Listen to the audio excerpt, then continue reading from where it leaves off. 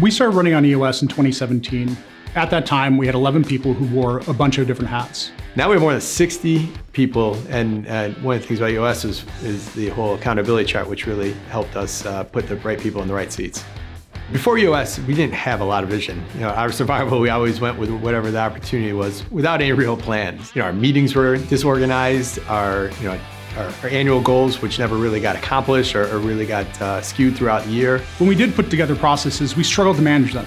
Plus, we used to hire people we wanted to hang out with. We didn't even have a hiring process, let alone understanding how to hire. So we basically walk in a room, maybe we had a phone call with them before, we liked them, we liked the way they sounded, we liked things they said. They came in, we vibed good with them in the meeting. We knew right away we wanted to have beers with them on Friday after work. But ultimately, we were hiring for friendship. We weren't necessarily hiring for the right fit.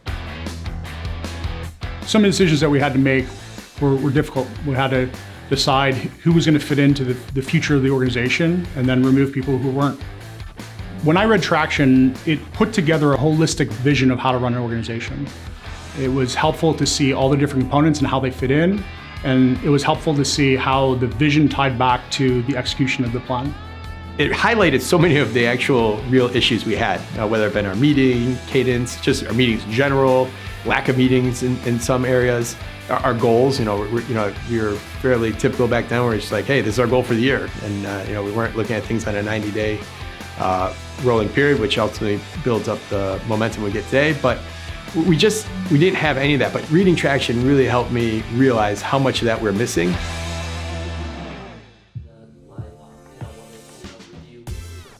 It took a long time to understand what vision and culture was. And when we originally implemented EOS, we went through that first day of organizing core values and vision, and I couldn't get through it fast enough. It was, all right, let's get through that stuff so we can talk about strategy. And what I've started to notice over the years is that the vision and the core values is such an integral part to the organization and how we continue to move forward.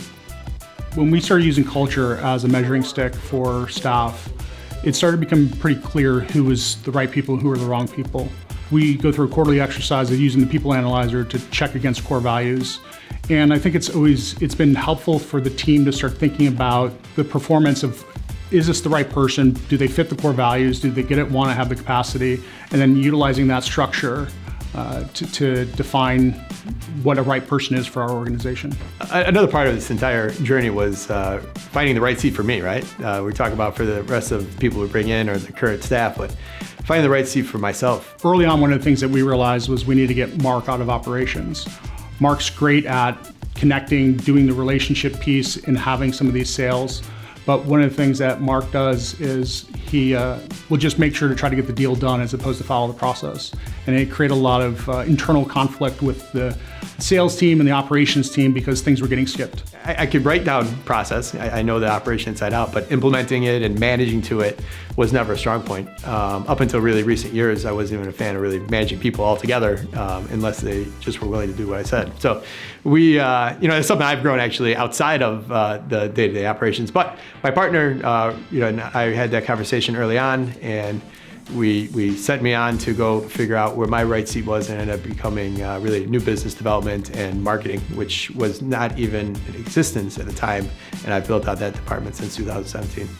When we started EOS, we were running about 2.2 million in revenue, and right now we're about 9.6. We've made the Inc. 5000 list of the fastest growing privately held companies 4 times in a row since 2017.